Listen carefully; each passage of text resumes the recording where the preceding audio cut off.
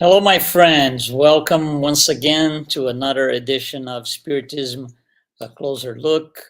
You are on Kardec Radio, and I'm Luiz Lima, broadcasting from Orlando, Florida. As always, for comments and suggestions, you can always contact us. You got the contacts on the back, on the bottom of your screen. So please feel free for comments, suggestions, request topics for us to bring in and discuss. So just feel free for it. Tonight, we are going to talk about cruelty. Cruelty. It's not nice, but it needs to be well understood, especially by us spiritists. This topic is in the Spirit's book. Actually, there's a set of questions that Allan Kardec puts in there. Questions from 752 through 756. Okay, we're going to go through some of them. We're going to discuss the subject, but this is already in the codification.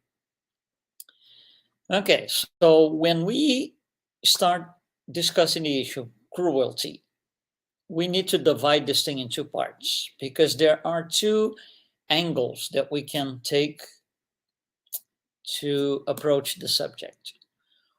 One is related to the physical harm of a person or an animal.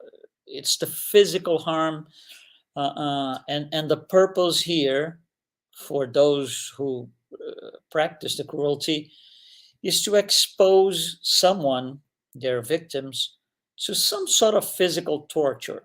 That's the main goal. So, we are full of examples throughout humanity. You can go to the caveman area. A lot of these things. If you go in the past, Inquisition, Crusades, crucifixion of Jesus, absolutely. Holocaust, all the wars we've been through and still going through, actually. Personal duels, some forms of bullying, not all forms, but some forms of bullying because they're very physical. So those are the most common, the most, I would say, those who come first to mind. But there are others still related to physical harm, okay, that we need to at least list here, which are death penalty, abortion, and some forms of animal cruelty. Okay. Well, those are all physical related, physical harm. There's a second type, or the other side of it, is what is related to the moral disruption of someone. So the evildoer will cause, or the intent is some sort of moral disruption. So they wish to provoke some sort of torment of the soul of their victims. So it's not something physical. There is no physical approach, no physical touch. It's something at the moral level, emotional level, spiritual level, if you will. So those we can, for example, a lot of the things that we do throughout our daily stuff that we do and we shouldn't be doing at work, family members, colleagues, groups that we are part of, all of those things. Little things, Lander, for example, little things that we do throughout our days. Unfortunately, it's not normal. It shouldn't be, but it's just part of our lives. That's the small stuff. Then we go to a next layer. Again, we're talking about the moral thing, moral disruption, not physical harm. There's another layer up above, which it's more serious. It starts to become a little more serious. For example, false accusations, cancel culture. Those are things that have it's moral disruption, of somebody or someone, but it has a lot more impact than the daily stuff. It might be it become out of hand. Sometimes it becomes a major thing that whoever did it did not even foresee or expect it. So yeah, those things can create trouble. Cancel culture, false accusations. And then you have the third level that I'm gonna call the epic, okay, the epic moral cruelty, which is, for example, in our modern days, cyberbullying, cyber killing. Think about cyber killing. There is no kill in the sense of, physical harm, a bullet going through somebody's body. There's no such a thing. But it's a moral torment of the soul to a certain level that the soul, decides to take their life. So, and that's the third level. I call the epic cruelty. So you see, a lot of our daily stuff, a lot of our lives have to do this, have to do with this, with cruelty. It's not only the caveman thing. It was, but this is still around. Cruelty is awful, and it's still around.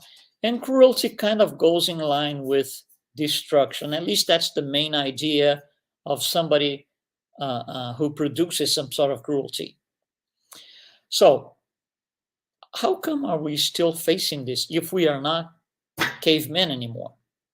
And this thing is still around, and it gets more complicated. So, as humanity as a whole, still facing it. Not this city, this country. No, it's everywhere. Why is that? Well, we got to look at a few things here. First of all, the soul goes through a series of lives, lifetimes, if you will, incarnations. As we go along, we get better, but we are still very heavily contaminated by all our prior experience from the caveman days.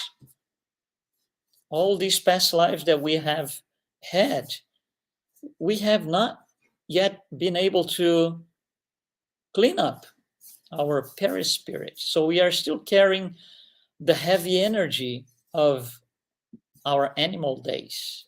There's a lot of animality still in our perispirit. Better for some, worse for others. Of course, everybody's in a different level. So cruelty comes from this. It's a form of oppression. It's a form of aggression, ultimately. And why do we do this exactly? You see, because of pride and selfishness, we want to overprotect these things. We want to overprotect our selfishness and our pride. So anything that, any movement in the sense that we think we are going to be attacked on those two things, we're going to repel. We're going to react with cruelty. So we build up fences, and we kind of self-castle ourselves, raising firewalls as if we were the most powerful thing ever, and we become, quotes, untouchable. Nobody's going to touch me. Nobody's going to mess with my pride. Nobody's going to mess with my selfishness. I'm secure. I'm protected here.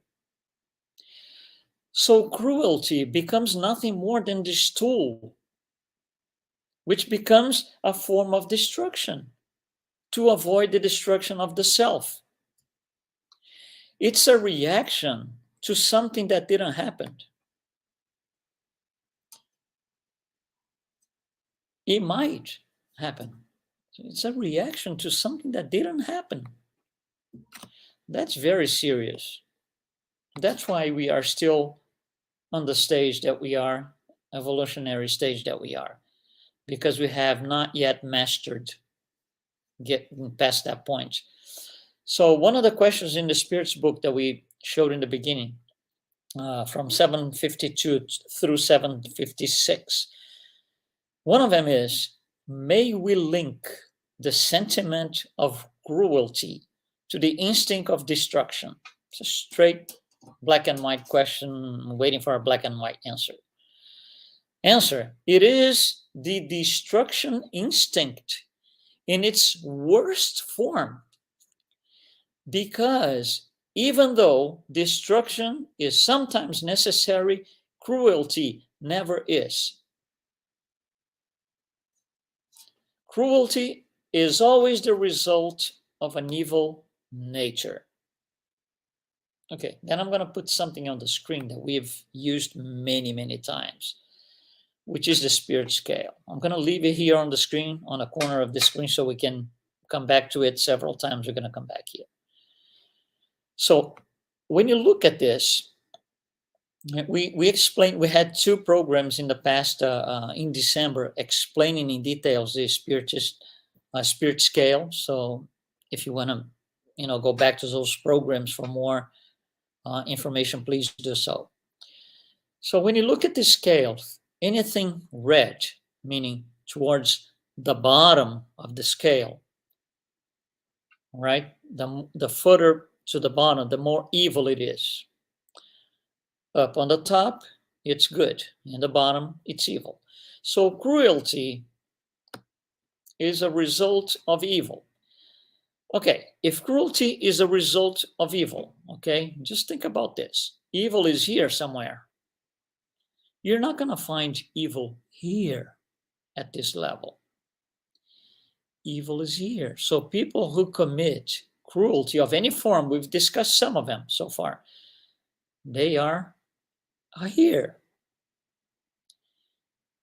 Who is here? Almost the entire planet Earth, because that's what the planet is for. It's for people here, or for the red ones, if you will.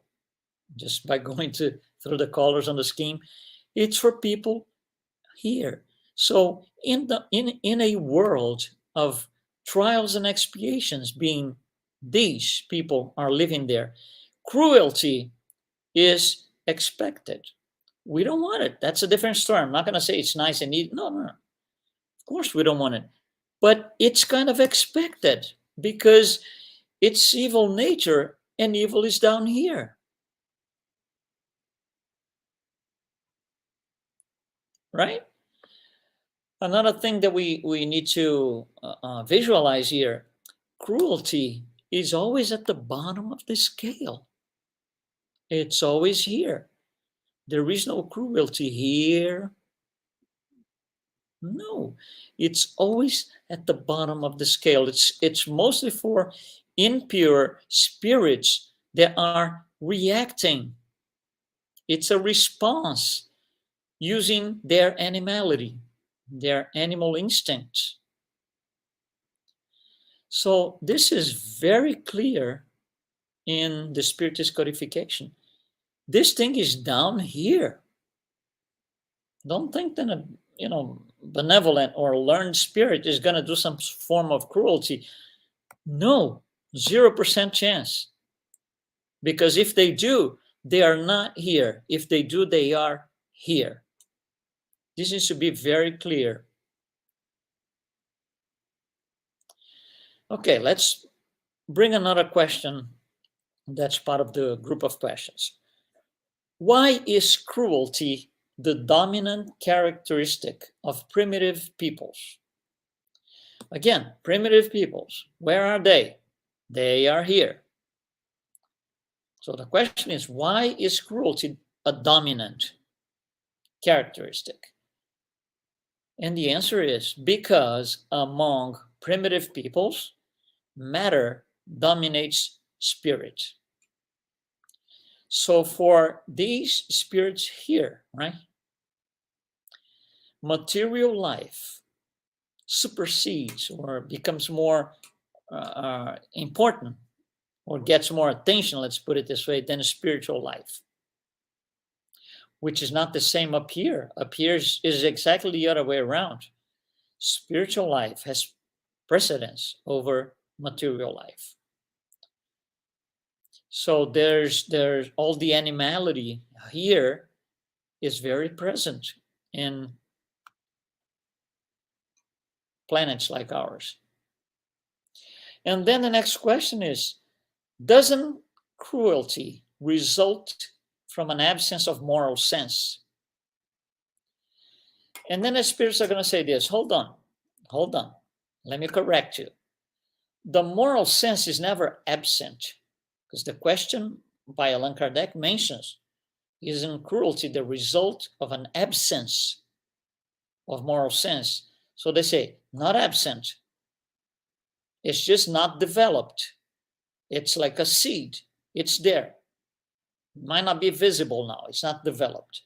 And then they say, as the moral sense develops, humans are transformed into good and humane beings. We all start from the very beginning, simple and ignorant.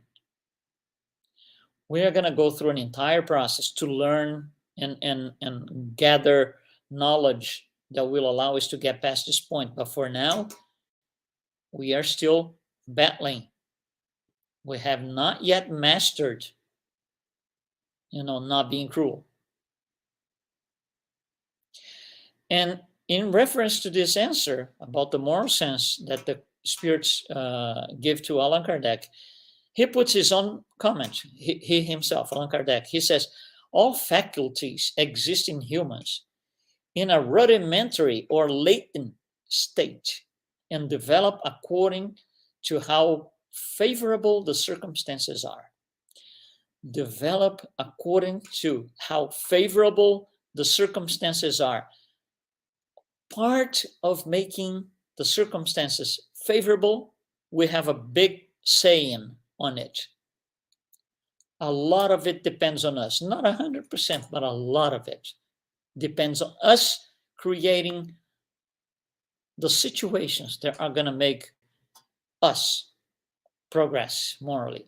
We might not want to do it.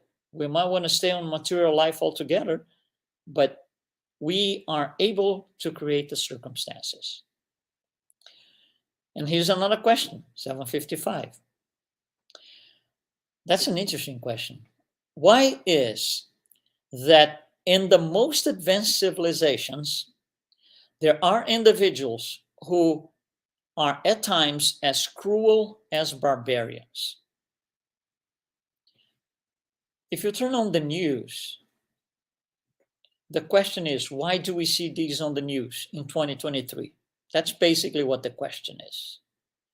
So here's the answer. For the same reason that on a tree loaded with good fruits, there is always some that is rotten. These individuals, the cruel ones, these individuals have, if you wish, only the appearance of civility, like wolves in sheep's clothing. Low order, very backward spirits may incarnate among advanced people in the hope of their own progress. Let me repeat this phrase here. That's important. Low order, backward, very backward spirits, meaning these guys here, okay, that's what they're referring to. They may incarnate among advanced people. For these here, who are the advanced people? Anything from here up. So this level here is advanced for these spirits. It's not the most advanced, but yes, this is more advanced than this, which is still low in morality, but it's more advanced. So that's what they're saying.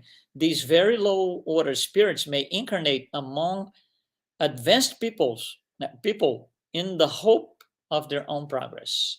However, and that's the turning point here, however, if the trials is too difficult, their barbaric nature prevails.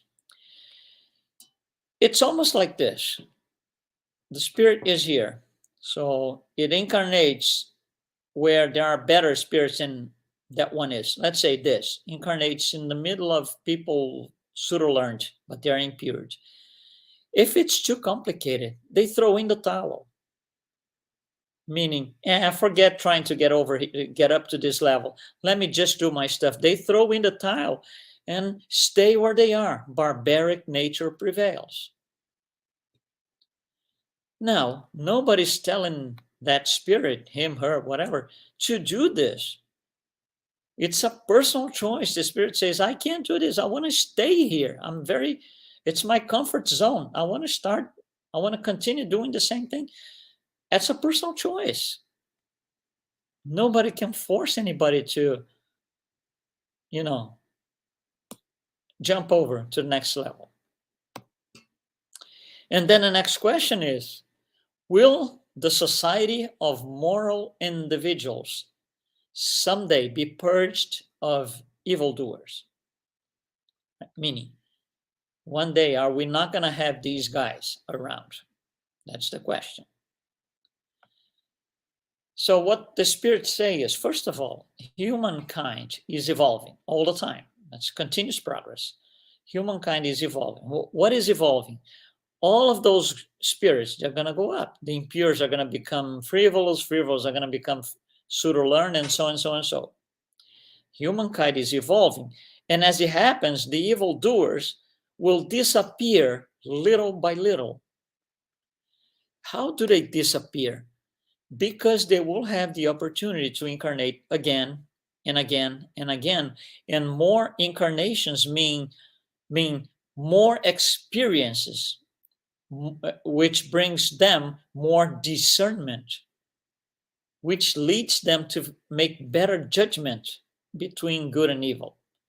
So it will not happen in a snap of fingers. No such a thing. There's a lot of work to be done by each spirit, by each one of those. It takes several incarnations. It takes several lives to get it over with. It's a personal effort. There is no divine decree that's going to come down to your mailbox and say, as of tomorrow, you're no longer whatever, pseudo-learned, you're wise. There is no such a thing. So let's revise a lot of the things that we said here. Let's just put everything into a final comment. Number one, cruelty is evil. That's an absolute. However, every cruelty reveals a necessity. For every cruelty, what we see is a soul in need. So that cruel person, that person that does that is, we are, looking at a soul in need. Next thought. Being cruel to others means being cruel to yourself. Indirectly, because when you are cruel to others, you're not allowing yourself to become better. You want to stay in the comfort zone. If you do not allow yourself to take leaps, you're not going to get better. So you are cruel to yourself. You're harming yourself. That's right. That's a way of saying. We need to allow ourselves to be better.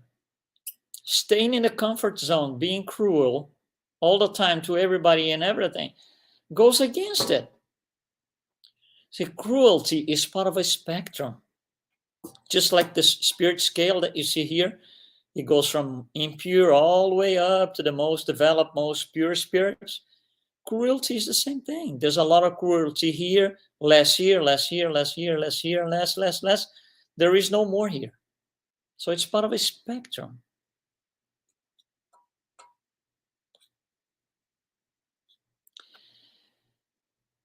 So that brings the next thought, which is the idea of competition versus cooperation. You see, competition can be good or bad. Depends on how it's approached. For example, in a sports game, just think of a game. It's a competition. So you have a team on one side, another team on another side. They're going to compete. Supposedly, that's supposed to be healthy competition. So it kind of makes both teams thrive to be better. Now, in that competition, it can become a war at the end of the game because the team that lost doesn't like or whatever. You see, it depends on how it's on the angle that you look at it. So competition is supposed to bring the awareness of let's all be better. Now, if you don't like those who you are competing against and you decide to be cruel against them, then again, that's something we're going to have to deal with that ourselves. So we can go as far as saying that cruelty measures the transition level between animality and humanity. Cruelty all the time, very close to animality. Less cruelty, getting further away from animality, going into more humane, and so on and so on and so on. So in certain wars, we have a general agreement called, crimes of war, where even in war, certain things are not allowed, but they're still around. So that's the worst of the worst of the worst.